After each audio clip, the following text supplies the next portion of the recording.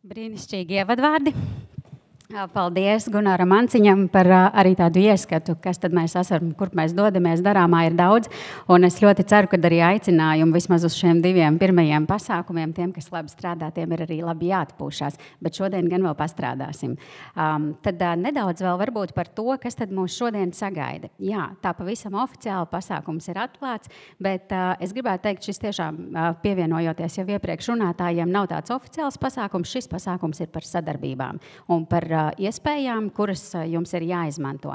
Tāpēc nedaudz tehniskā informācija tiem, kas vēl nepaguva izmantot kontaktbiržas iespējas. Tāda iespēja būs vēl šodien visas dienas garumā, jo ar mums visas organizācijas, kas iepriekš jau kafijas pauzes reģistrēšanās laikā bija pieejams jautājumiem un atbildēm, būs arī tātad līdz dienas beigām. Gan LIJA, Altu un valsts ieņēmuma dienests, valsts darba inspekcija, partneru, patentu valde, lauku atbalsta dienests, Latvijas IT klāsteris, Latvijas digitālais akcelerators, Solvit centrs, konkurences padome, Centrālā finanšu un līgumu aģentūra.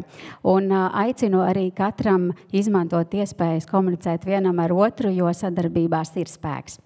Lai mums tāda veiksmīga darba cēliena daļa, atļaušos iepazīstināt arī ar sevi. Mans vārds ir Vita Liepiņa.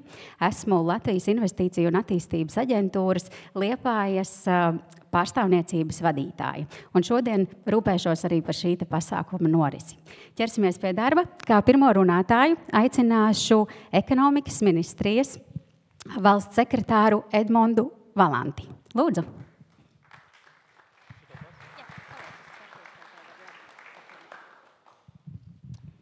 Labrīt. Mani sauc Edmunds Valants, esmu ekonomikas ministrijas valsts sekretārs un liels prieks šeit būt. Jāsaka, ka šis ir mūsu otrais fórums, tādus mēs esam ieplānojuši pavisam 4 katrā no reģioniem. Un man ir patiesas prieks, ka pirmais mums bija Daugavpilī, šodien mēs esam Liepājā un pēc vasaras mēs būsim Zemgalē un Vidzemē, bet ir patīkami, ka tā tendence, kad to komersantu, dalībnieku skaits, kam šīs lietas interesē, tikai pieaug. Un ja mēs salīdzinām ar Daugavpili, kas arī nav, teiksim tā, Latvijas mērogā maza pilsēta, tad jūs esat gandrīz vai uz pusi vairāk. Un droši vien tas arī ir tas rādītājs, ko pilsēta un jūs kā komersanti šajos pēdējos gados esat izdarījuši un izdarījuši ļoti veiksmīgi. Mans uzdevums, ja godīgi, es baigi daudz laika negribu jūsu aizpildīt, tāpēc, kad pilnīgi noteikti tie cilvēki, kolēģi, kas runās pēc manīm, izstāstīs tās lietas un nianses daudz precīzāk un detālāk. Es droši vien, ka no savas puses vairāk pastāstīšu, ko no valdības puses un ministrijas puses mēs darām, ko mēs gribam sasniegt un vai to, ko mēs gribam sasniegt, vispārībā ir ticami sasniegt un teiksim tā, lai mums ir kopēja izpratne par to, kur mēs esam, ko gribam sasniegt un ar kādām lietām mēs strādājam, lai kopīgi tās lietas mēs sasniegtu. Jāsaka tā, ka man ļoti viegli šobrīd ir runāt tā kā gan valdībā, gan saimā, tie, kas seko līdzi ekonomiskiem notikumiem, esat droši vien lietas informēti par to, ka ir izstrādāts ministrijā tāds ekonomiskās izaugsmes plāns un arī ir noteikti tie mērķi, tas, ko mēs gribam panākt, lai mūsu tautsaimniecība nākošo 10 gadu laikā ir uz pusi lielāka. Un ko tas tīri praktiski nozīmē katram no mums, un tas, ko mēs vēlamies, lai tā labklājība būtiski pieaug. Un tas, ko mēs gribam panākt, kad šis atalgojums 10 gadu laikā katram no mums ir vismaz 3200 eiro apmērā. Protams, ka tas mērķis ir diezgan ambiciozs.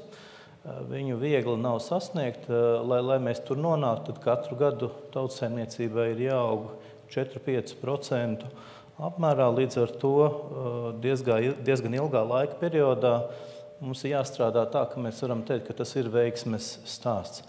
Un tas, kādā veidā šo izaugsmu mēs varam panākt, laikam ir 3 tādas lielas lietas. Mums ir jāstrādā pie tā, lai mūsu darbs ir produktīvāks, mums ir jābūt iespējām veikt šīs investīcijas, bez investīcijām nekas nenotiks, un, protams, arī ir jāveic ieguldījumi darba spēkā. Ja mēs, tā kā mēs esam atbraukuši ciemos, tad droši vien, kad šeit ir pavisam tāda sīka statistika par to, kā Kurzeme un Liepāja izskatās uz kopējā fona. Līdz ar to, ja mēs runājam par 1300, 1500 eiro algu, tad tie 3200, kā saka, ir diezgan tāls ceļš ejams, bet Liepājā pilnīgi noteikti ir patiesas prieks būt, jo jūs kā vietējie jau redzat, cik aktīvi jaunas ražotnes veidojās, uzņēmumi auga. Un varbūt vienā brīdī, kad metalurgs pazuda, tad varbūt bija tāda sliktāka situācija, bet tas, kādā veidā pilsēta osta no šīs situācijas ir izgājis, man liekas, kad ir tāds viens ļoti labs piemērs. Un kopumā, ja mēs skatāmies uz Latvijas pilsētām, tad jāsaka tā, ka es teiktu, ka Liepā ir viena no pirmā, otrā, kas visveiksmīgāk arī attīstās. Tā kā novēlu, ka mēs tā turpinam. Šeit ir uzskaitīti arī, to jūs visu zinat, ne man jāstāst par Liepājas uzņēmumiem, kas ko dara un cik viņi ir lieli. Tagad varbūt par tām lietām, pie kā ministrija strādā un kas ir varbūt tie instrumenti, kas ir valsts un mūsu atbalsta institūcija arsenālā. Tad šeit jūs redzat, ka viens, un tas nav noslēpums, finanšu pieejamība ir un vēl joprojām paliek viens liels izaicinājums. Protams, paldies gan valdībai, gan arī Altuma kolēģiem, kas tiešā veidā strādā ar finanšu instrumentiem. Tad viens liels atbalsta veids, kādā veidā palīdzam komersantiem, ir ar kredītiem un ar kredītu pieejamību. Un šeit jāsaka tā, ka tas finansējums ir pietiekami liels. Mēs esam mūsu Altumu vairāk gadu laikā sistemātiski stiprinājuši. Šis ir finansējums, kas pašlaik ir pieejams. Ir iespējams gan dabūt aizņēmumus apgrozāmiem līdzekļiem, gan investīcijām. Ir iespējams saņemt garantijas investīciju veikšanai, aizņemties bankās. Tāpat mums ir vesela rinda dažādu riska kapitālu instrumentu un tāpat arī ir eksporta veicināšanas garantijas. Tā kā šeit ir vesela rinda programmu, tā kā, ja tā interese ir un Altuma kolēģi ir un runās, tā kā aicina nākt un interesēties un, ja ir nepieciešams, tad arī attīstīt savu uzņēmumu. Ja mēs otrā lieta, kas arī laikam lielā mērā ir saistīta ar finanšu pieejamību, ir tas, ko mēs redzam, kad mūsu tautsaimniecībā šīs investīcijas gan privātā sektorā, gan arī publiskā ir par mazu. Faktiski jāsaka tā, ka tādā gada griezumā, lai mēs būtu tur, kur mēs gribam, mums šīm investīcijām būtu jābūt ar nedaudz vairāk kā 2,5 miljārdu lielākām. Un tas ir ļoti kritiski, un tāpēc arī ir ļoti svarīgi, kad ir šie finanšu instrumenti, atbalsta instrumenti jaunu ražotņu veidošanai, jaudas celšanai. Un arī šī ziņā jāsaka tā, ka šis ir tas brīdis, kad šīs visas iespējas ir gan tādas programmas, kas mums ir aizņēmumu veidā, kur daļa no aizņēmuma pamatsummas tiek dzēsta, ja tiek izpildīti solītie rādītāji. Lielā mērā jāsaka tā, kad mēs vairāk šo uzsvaru liekam uz inovatīviem, uz eksportu, uz atalgojumu lielumu. Tā kā, ja šīs lietas izpildās, tad šo atbalstu var saņemt. Šeit ir atbalsts, kur var šo aizdevumu apmaksu samazināt līdz 1 miljonam, bet tāpat mums arī ir tāda lielo investīciju fonds vai investīciju fonds, kur jau jāsaka, ka vairākas reizes mēs esam veikuši uzsaukums. Jāsaka, kad Liepājas uzņēmumi arī ir bijuši gana aktīvi un vismaz tajos mūsu plānos ir arī tā, ka arī uz priekšu šādi uzsaukumi būs. Šeit jau mēs runājam par lielāka mēroga, varbūt viņi nav ļoti, ļoti liela mēroga, bet tādi projekti, kas ir uz 30–50 miljoniem. Faktiski šis atbalsts ir ļoti atbilstošs un adekvāts. Šeit šo grantu elementu var saņemt līdz 30% vai pat 10 miljoniem eiro. Tad, ja mēs runājam vēl par šiem izaicinājumiem, vai tas, kas mums jāizdara un jāsasniedz, tad šī mūsu izaugsme tautsaimniecības lielā mērā ir saistīta un būs saistīta tikai no tā, ja mēs būsim daudz aktīvāk, daudz veiksmīgāk eksportā. Eksporta īpatsvars no IKP šobrīd ir 64%, un tas, ko mēs redzam, ja mēs gribam viņu dubultot, tad tam īpatsvaram ir jābūt 90%. Un tad faktiski, lai šo sasniegtu, jau mums ir iestrādātas programmas, kurā mēs turpinam strādāt. Mēs palīdzam mūsu komersantiem braukt ārvalstu izstādēs, dibināt kontaktus, tāpat arī certificēt viņu produktus ārvalstu tirgiem. Tāpat šeit jāpiemina arī eksporta garantijas. Tās ir programmas, kas ir nepārtraukti vaļā. Tā kā ļoti aicinam, ja ir šāda vēlme, pilnīgi noteikti piesakaties un startēt programmās. Tāpat arī LIA kolēģi ir diezgan aktīvi. Mums ir pietiekami daudz arī ārvalstu pārstāvniecības. Daļa no tām arī veido tādas diezgan aktīvas tādas komersantu braucienus uz šīm valstīm un palīdz dibināt kontaktus, gan, teiksim tā, lai eksportu veicinātu, gan varbūt arī sadarbību, tādā ziņā investors vai investīcijas piesaistīt vai arī ieiet šajos tirgos. Tā kā to pilnīgi noteikti izmantojiet, ļoti labas atsauksmes. Pavisam nesen mēs šogad esam jau bijuši 2 reizes Ukrainā ar ļoti lielām delegācijām, ir braukts uz Vāciju, tā kā piesakaties, skatāties, un tās iespējas ir.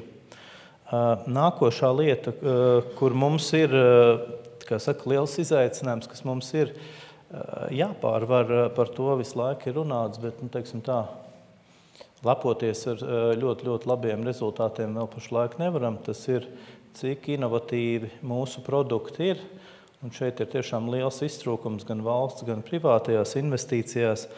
Un arī, lai šīs lietas virzītos uz priekšu, faktiski mēs atbalstu veicam 2 veidos. Tātad ir atbalsta programmiņa, kas ir, teiksim tā, jaunu produktu izveidē, bet ar mazāku mērogu. Tātad šeit ir atbalsts 25–50 tūkstoši, un arī ir programma, kuras ietvaros var arī saņemt atbalstu līdz pat miljonam, tātad jaunu produktu izstrādēji. Tāpat jāsaka tā, ka aktīvi šobrīd strādājam un visi zinām un apzināmies to, kas notiek Ukrainā.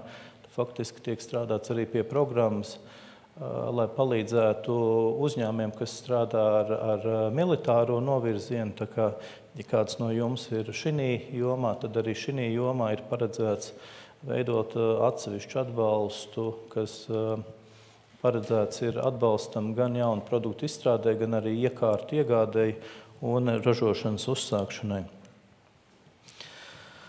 Lūk, un pēdējais nemazāk svarīgais, arī tas ir darīts, jāsaka tā, ka nav noslēpums. Arī tagad pirms fóruma parunājām, cilvēku resursi ir izaicinājums un ar atbilstošu kvalifikāciju viņus dabūt nav viegli. Protams, ka tie virzieni ir daudz un dažādi un vairāk jau lēmumu valdībā ir pieņemti par to, lai pieejamība vai, teiksim tā, tas process, kā pie jauniem darbiniekiem atbilstošu kvalifikāciju nonākt,